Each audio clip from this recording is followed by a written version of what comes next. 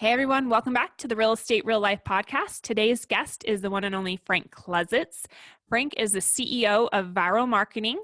Viral marketing is something that I personally use in my business. It is how we market to our database using video. Frank is a really unique guy. If you ever have a conversation with him, he's pretty eccentric, full of great ideas. I call him the boy genius in real estate. But today he talks to us really about how he has eliminated using his cell phone. He hasn't had a cell phone in over 4 years. And his journey of how he went from discovering that he felt like the cell phone was taking over his life to how he lives day-to-day life now in 2019 without a cell phone. So I hope you get some good nuggets and takeaways from for your own personal life, and enjoy. Hey friends, Bengtzen here, and I'm stoked to have you join us on Real Estate Real Life. Success in real estate and life is 80% mindset and 20% strategy. This podcast goes deep into the mind of top real estate entrepreneurs, CEOs, and mindset coaches across the country who are downright dominating their space and thriving in their lives and business. Tune in each week to learn how the best in the business are building systems that work for them and creating incredible opportunity and freedom in both their lives and businesses. Hey everybody, welcome back to the Real Estate Real Life podcast.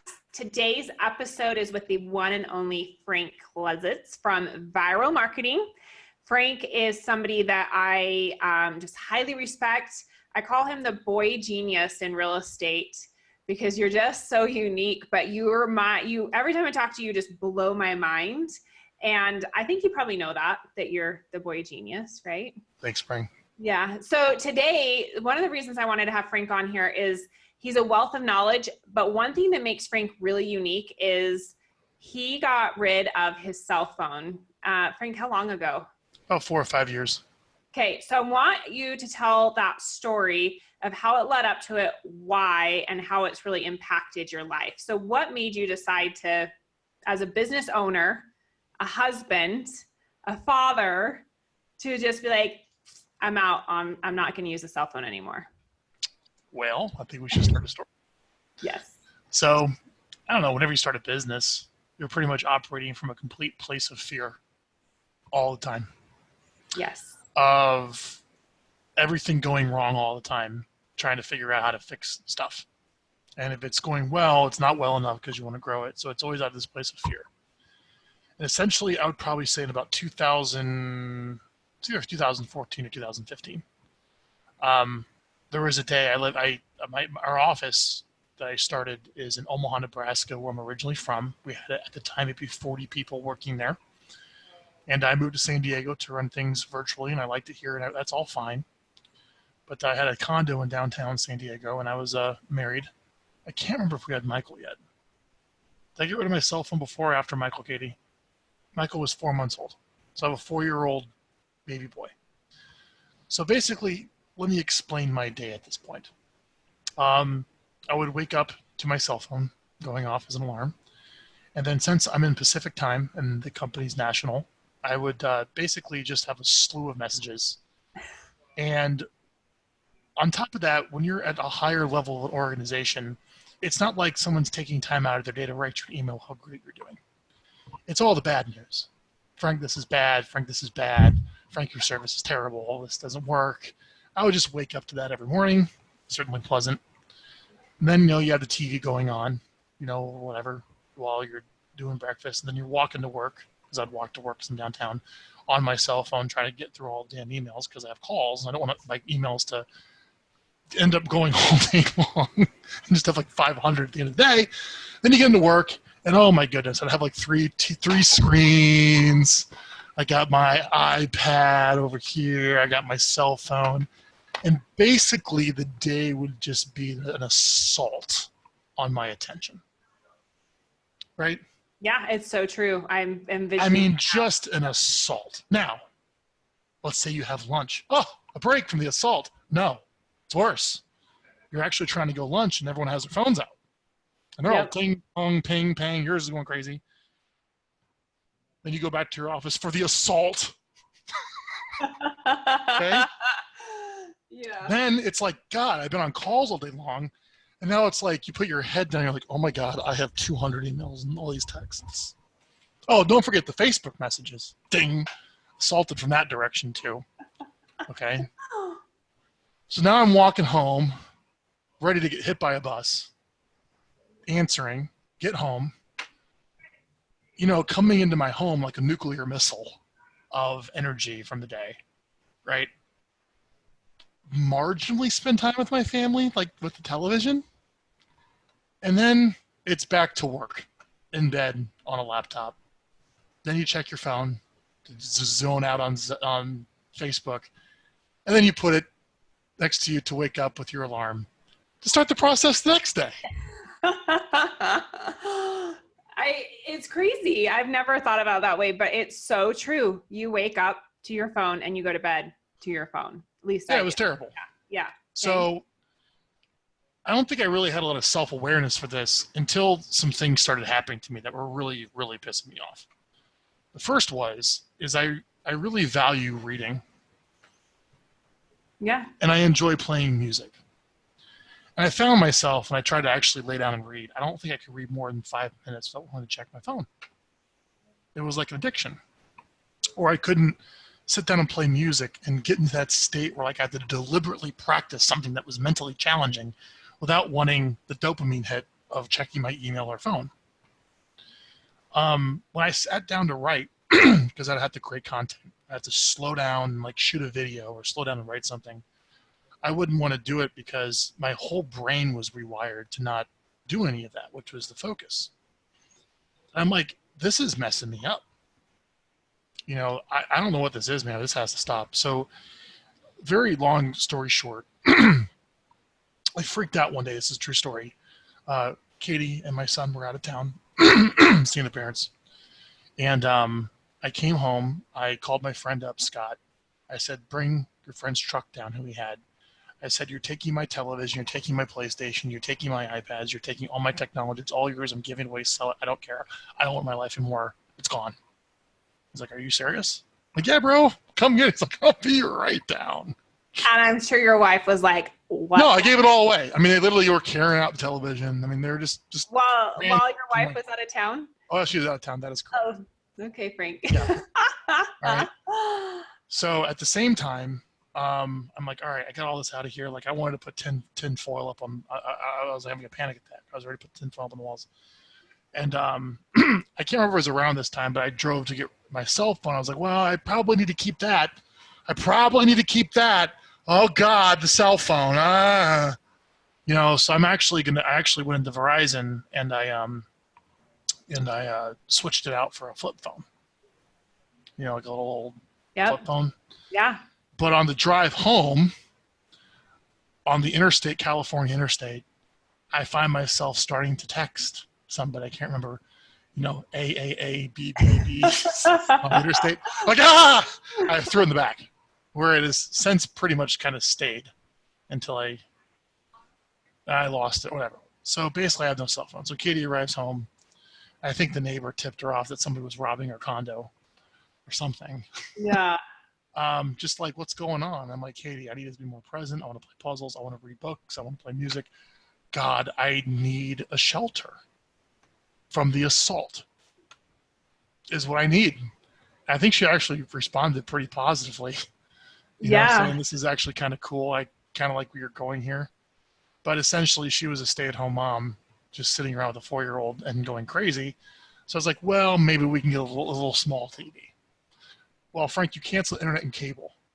Well, which I did.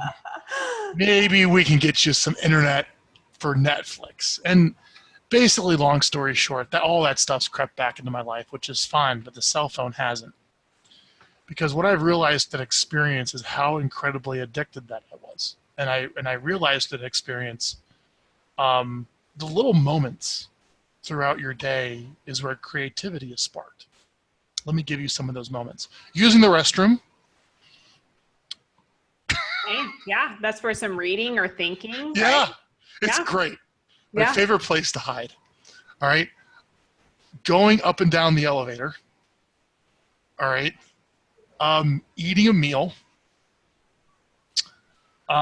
Somebody's running late for a meeting and you're stuck there. These were all these little moments of the day where I felt like, oh my gosh, I am kind of just stuck and don't really have anything to do. And it felt weird because normally all day long is you have to deal with the assault. Yeah, it's true. And I could actually step back and I actually begin to think. And I noticed like that's where my creativity happens. And I realized that cell phone, I would pick up the cell phone during all those times. Interesting. And it was ruining all of my creativity. So I decided, I got a nice real little Bellroy notebook. It's like $80. It's this cool little notebook. I said, instead of carrying around my cell phone, I'm going to carry around a notebook. And whenever I have the urge to pull out my cell phone, I'm just going to pull out my notebook, like in the restaurant we're at having breakfast for myself or someone's late. I'm just going to start jotting down ideas. It's actually right here. Field notes. Mm-hmm. A little field notes book. And I would just write down little notes, little insane scribblings of ideas. And it was probably one of the most best self-awareness exercises I've ever done. Now, let me step back a little bit. The process of getting rid of your phone is very challenging. So let me just share some tactics, if you don't mind, on this, Spring. Yeah, because I'm sitting here thinking like, okay, how does Katie get a hold of you? You doesn't. She doesn't. How does no one does. I just you don't. Yeah. But life still goes on, and humans have been doing it for millennia. I know Yep. It sounds crazy. So let me break this down without going into the benefits of, all of it. I think we understand there's probably some benefits here. But, it's like I'm selling a coaching course. The benefits of getting rid of your cell phone. So if you want to try this to slow your mind down. So basically here's what has happening.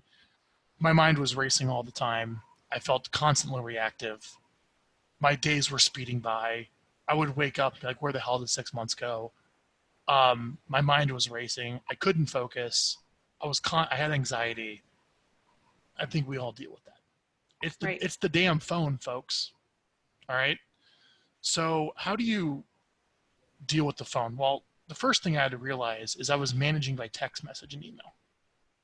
So essentially, since I didn't have any scheduled meetings with my staff, everyone was just pinging me all the time with internal communication. I realized most of the communication was internal, not external. So what really messed me up was I went to Tony Robbins' Business Mastery in 2015. And here's a man, for 4 days, I have his complete undivided attention. And here I am panicking with my texts and emails. And this guy probably has a lot more of those than I do. And he's completely present. That was my only takeaway from that event, among others. But that was my biggest takeaway. As I wonder if Tony Robbins is checking his cell phone and answering emails in between his breaks. And I wonder how he manages all that communication. And I don't know the answer to that, but I would suspect probably not. Yeah. And if success is something you attract by the person you become, I'm not going to listen to what he's saying. I'm just going to try to do more of what he's doing. And I don't even think I could be present with my wife for that long or anyone else in my life without thinking about something else right now. So something's got to give. So that was one of the main reasons of probably getting rid of the thing and keeping it away. So what I did is I called a team meeting and I said, we're now going to do a daily huddle for 30 minutes every single day with my key people. And I want to make a conscious effort to stop the internal emails and texts all day long.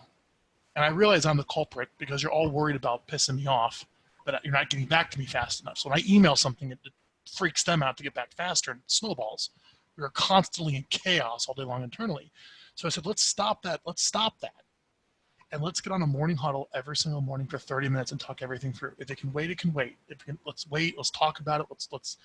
And that dramatically improved and lowered the amount of internal communication, where we all just talk about everything every single morning on a morning huddle. Yep. And a lot of times when you're a business owner, you don't want that scheduled time. You want the freedom. Yep. Well, you ain't going to get it. The freedom comes from the meeting. So I think a lot of what I did was internal meetings, I take cabs everywhere because I can't call Ubers. What else? You can't text me. I haven't had a text. I literally have not been texted in 5 years. So how does your wife get a hold of you when she needs something? Katie, how do you get a hold of me when you need something? She emails me or she calls me on my computer. So I do have a phone number. It's just a Google Voice number. So if I was sitting here on my computer, I still have a phone. Yeah. It's just like a desk phone, essentially, the modern day version of a desk phone. Yeah. And I still walk around with my laptop, and throughout the day I might check in and do my work, but it's more deliberate. I'm going to sit down, I'm going to open my laptop, I'm going to do work. Right. It's not, I'm just going to check and see what's going on. I mean, your phone's a slot machine. Oh, yeah. Do you think it's a good idea walking around with a slot machine all the time in your pocket? Yeah, no. Yeah, you're right. No, you're completely like the way that you're describing this, it makes complete sense. I think about how many times I just pick up my phone throughout the day and even check my social media or my emails or my texts. I'm like, I spend probably half my day on that thing without even consciously noticing it. So Spring, go spend an afternoon without it and you'll have panic attacks. And that should not be normal. That's not normal. That's messed up. Yeah. Dude, I had a funny story. I hired a couple of some just college graduates, and there were 2 girls just graduated college I hired. I literally remember them sitting right behind me, like right here. And they're like on their phones. I'm like, hey girls, like, let's just take your phone and I'm going to put it on my desk right here behind me. Yeah. Are you ready with what one of them said? What did they say? What if it's an emergency? Oh, so funny. Oh my gosh. Yeah, and then I took it and I set it here, and I wish I could have recorded it. Yeah. It's ruining a generation. Well, so the funny thing, it's not funny. So my little boy is 13 going on 14. He posted something on social media that he should not have posted. These kids think that like private Snap is private, and it's not. And so long story short, he got his phone taken away, and it's been traumatic. But my problem is I can't get a hold of him. So we bought him a flip phone. Mm-hmm. He now has a flip phone for however long. And it's so crazy interesting to me. Like, I love it because he's not on his phone all day anymore. Like, he's not watching YouTube. He's not on social media, but he can't text worth crap on those little ding, ding, ding, you know? But my point of saying this is honestly, it's insane to me how addicted they are. Like my little girl who's 10, I woke her up this morning and her phone was right there and it was already going off with all of her friends messaging before she was even awake. And then I looked and it was a messaging late night, and I'm like, this is insane. No, it's bad. So it's the new smoking. So remember when, well, we don't remember, but you can probably see advertising, you know, doctors, I smoke these, you know, back in the 1950s, and it's fine, it's not fine. They have all these studies and they realize it's bad. It's the same thing with this neurologically. It's that all of this tech is messing us up. The people in Silicon Valley know it. You know, the whole thing now is like, you know, having tech-free days and all these other things. The people designing the tech know how dangerous it is, and they keep it away from their kids. Mm-hmm. Right? So there's a really good book I'm going to recommend for this. The book is called 10 Arguments for Deleting Your Social Media Accounts Right Now. Okay. It's a great book. Of course, I had to buy it. I hate social media. I hate it. I loathe it. I use it, but I don't like it at all. If anything, I like using my goal in life, I joke, is to communicate by fax. That's like, you have to take out a sheet of paper, write me a coherent message, fax it to me. Once a day, I go get my faxes, wait a few days to respond. Yeah. Oh, so funny. You know? I tell my agents all the time, I'm like, we are not brain surgeons. Nobody's going to die if you don't reply immediately. Just chill out about it. Right. And I think we just have gotten into that, into that culture that it's like an instant, you know? So I think for anyone listening to this, if you found this podcast of interest, you probably realize that the phone's messing you up in some way. It is. I mean, you have the world's greatest data scientists, gamification experts, people that design casinos and addiction that have the best in the world have designed what's in your pocket. Mm-hmm. So you're up against that. Good luck with that, right? To be on the platform to see the ads, we make our money, right? Yep. You need to get rid of it, and God help you if your kids are on all the time. That's the worst.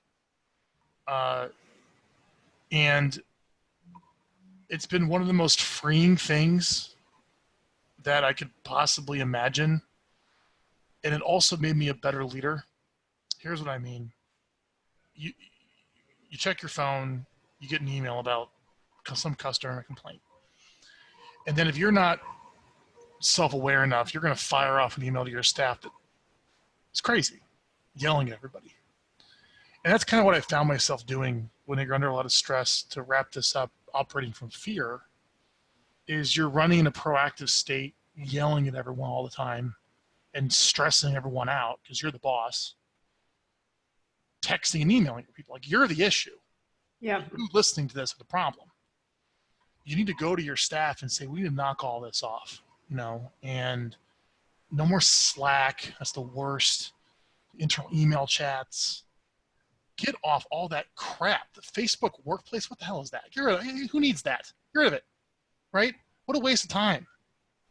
And say, look, we're just going to get on Zoom and talk to each other, God forbid. Or meet in person, but I know that even that's a stretch these days. Like, I think meeting in a person is more crazy than getting rid of your cell phone, sounds like. It's true. Right?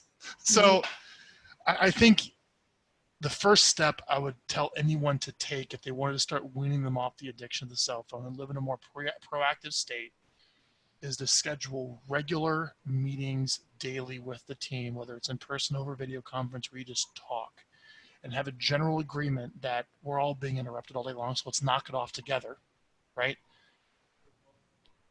Then you're going to have to start training all the people in your life. Like, I'm kind of infamous now for not having a cell phone. Yep. Right? That they just can't get a hold of you that way. And they can call and schedule a time. They can email you. But you're still accessible, but just not immediately through that channel. And you'll notice your life calm down and slow down. And you'll be able to act from a state of proactive control, not the assault. It's true. That's true. It. Those are my thoughts. I love it. I love it. It's making me think about even just changing a few things in our organization. Because you're right, our Slack is all day, every day. Like you need to get rid of Slack. It's insane. You need to delete it. I mean, we had it at our company. I was on it for 15 minutes, and I removed myself from our own company Slack. I just want to know how your wife, does she have a cell phone, Frank? Katie does have a cell phone. I do use it to read the New York Times. There you go. That's probably about 90% of the time I use it. And because when she'd be asleep, she'd have it next to her, and I want to read the news. Yep. I would grab her phone to read the news. So I did buy an iPad that I have next to me, but there is no social media on it, and there is no email on it, and you cannot call or text me on it. It's just to read the Times. Yeah, it's very cool. What? Oh, I don't have my email on it. Yeah, no. Yeah. Frank, I love it. Like I said, I love how just self-aware you are. I mean, that takes a lot of self-awareness, right? To be able to be like, okay, this is screwing up my life. I'm over it. And committed, because most people wouldn't stay committed to it. Yeah, I mean, it's, don't get me, it's kind of a pain. I mean, let me give you an example, like just little things in life. Like, I needed to go rent a car. I was in Portland over the weekend. So, I have a friend order me an Uber that I have to reimburse a different way, which is fine. Yep. Then I show up at the car place and I don't really know how to get around. I don't have a GPS, so I need to upgrade to a car with a GPS. I had to be aware of that. So I had to actually ask for the GPS at the rental car place. They look at me like I'm a foreign. What? I'm like, yeah, I have a cell phone. Like, huh? Right? Yeah. I always take the taxis. What's really nice, it's so funny at the airport, at San Diego airport yesterday, we land from Portland. There's like this whole line of all these people on their phones waiting for their Ubers, and the taxi is just like waiting there to take you. So I agree with you. Go to a taxi. So my husband makes fun of me all the time because I'll just pop in a taxi. He's like, who takes taxis these days? I'm like, they're seriously like just sitting there where Uber is 15 minutes away or 10 minutes. I'm like, of course I'm going to pop in a taxi, you know? You know, what's really nice is those food apps now where you can order food. I use TaskRabbit for people to run errands for me because I'm too lazy. But I can get all that on my computer. I can use Grubhub and TaskRabbit on my computer. You know, I'm just trying to think if there's anything else that I can share with the audience. Yeah, the only issue that I found is I created a Google Voice number, which is my phone number. I forwarded I did a forwarding where if you call my cell number, I just forwarded my Google Voice.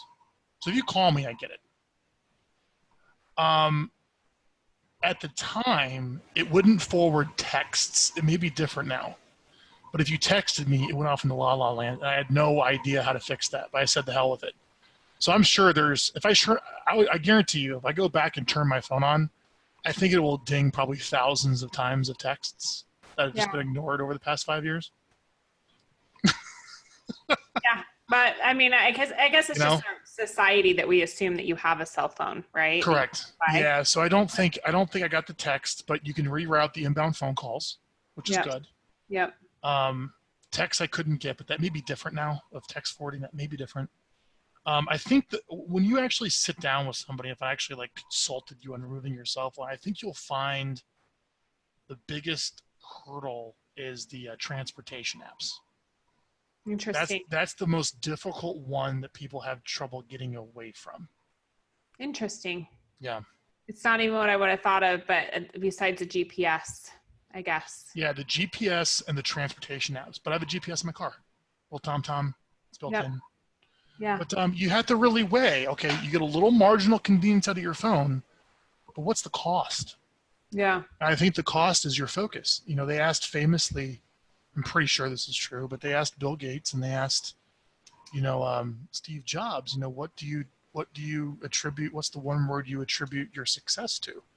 And both said the same word, but was focus.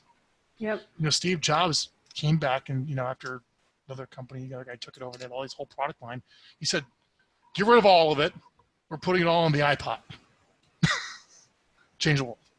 Yeah. So I think the emotional capital of the 21st century is focus and emotional investment and the ability to work deeply and deliberately for extended periods of time. Yep. That's the capital. Those that can do that will beat everyone else. Everyone else running around like a crazy person with the assault all day in a reactionary state. I feel sorry for you. Yeah. You have my pity. Well, Frank, that's why you're you and you're killing it. Like your life is on fire. You and Katie are a power couple. You're killing it with viral. You've got all kinds of stuff. You are. Yeah. Like, there's a lot of good stuff, and it's because you do have that focus of what you're creating, right? Yeah. So it's having that awareness. So I would just challenge everyone to think about what that phone's really doing to you. And I think if you want the immediate awareness, just set it aside for 3 or 4 hours, not have it on you, and see how you feel. And then that will be a very anxiety, negative feeling. And you have to ask yourself, man, is that messed up? Yeah. It is. Yeah, for sure. So Frank, before we go, give your company a little plug. Like, who are you? So I'm the CEO of a company called Viral Marketing, VYRAL. We essentially interview professionals and business owners on a webcam to create helpful educational videos, which you then edit, optimize, and promote out to your database. So you stay in touch. It's a good touch system to retain customers, get people to know who you are. And it's a good service. So we have about 60 employees here. We're based out of Omaha, Nebraska, with a small team in San Diego. You can go to getviral, VYRAL.com, see examples, see videos, see case studies. On the homepage of the website, you can download our official video marketing plan. But here's the deal. If you hire us and you're dealing with the assault all day long, you aren't going to make your videos. Because to actually sit down and chill out for 30 minutes and to focus and to create a piece of helpful content your mind has been wired to not do that. It's true. It's true. I mean, think about it. In the day when you're dealing with I'm going to call it the assault on your attention, it's a little difficult to set aside and shoot a video, isn't it, Spring? Mentally, it shouldn't emotionally. It shouldn't be, but emotionally, yeah, because you feel like there's always something to jump to, right? Yeah, you're trying to shoot a video, your phone's going off. Well, even just doing this podcast, my phone's gone off like 5 times, right? And so it's super annoying thinking, okay, I got to get off and get on to another and get that, I totally agree with you. I'm going to take your challenge. Once we're done, I'm not have a cell phone the rest of the night, and we'll see how it goes. Ooh, post that on Facebook with what you learned with the interview. Okay. I like it. Yeah. My husband might be really grateful that I'm super present, you know? Yeah, so your kids and everyone else around you. Yeah, for sure. Okay, well, you're amazing. Thanks so much for your time, Frank. Cool. Thanks, Spring. Thanks. If you like today's podcast, go ahead and take a screenshot of the podcast, tag myself at Spring Bengtzen, hashtag the Real Estate Real Life Podcast, and let me know what you'd like to hear more of, who you would like to have me interview, as well as you really, really liked it. Go and subscribe. It will alert you every time we have a new episode, as well as go to the iTunes stores and give us a review.